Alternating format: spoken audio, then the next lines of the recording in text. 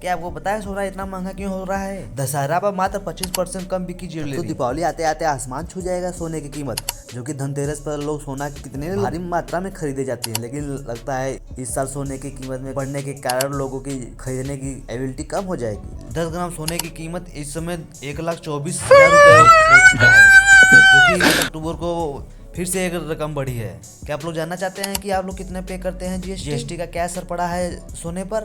बहुत सारा ख्याल आता होगा कि सोने की कीमत इस समय आसमान छू रहा है। जीएसटी बंद होने के बाद भी जीएसटी कितनी लगती है सोने पर? एक आम आदमी के बस की तो बाहर जाते रही है। देखते ही आसमान छू रहा है सोने की कीमत।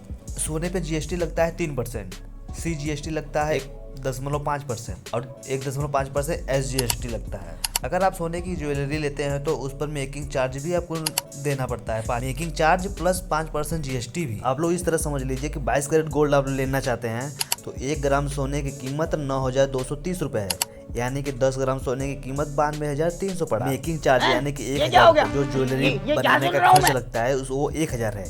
तो इस पर जीएसटी कितना लगता है? मेकिंग चार्ज पे 5% जीएसटी लगेगा, यानी कि 1,000 जो मेकिंग चार्ज है उस पर 5% यानी 50 रुपये, 92,300 पे पहले जीएसटी लगेगा 3%, तो 2,759 रुपये जीएसटी हो गया। केवल सोने की कीमत पे जीएसटी हम बता रहे हैं, जीएसटी लगा। कुल मिला के आपको 96,119 रुपये पे करना पड़ेगा 10 ग्राम सोने का। 22 कैरेट, वो भी 24 कैरेट का नहीं बता रहे हैं। बढ़ती संभावना के बीच निवेशकों के ने मंगलवार को राष्ट्रीय राजधानी में सोने की कीमत 700 रुपये की तेजी के साथ साथ 1,24,000 रुपये प्रति 10 ग्राम के रिकॉर्ड को छू लिया है।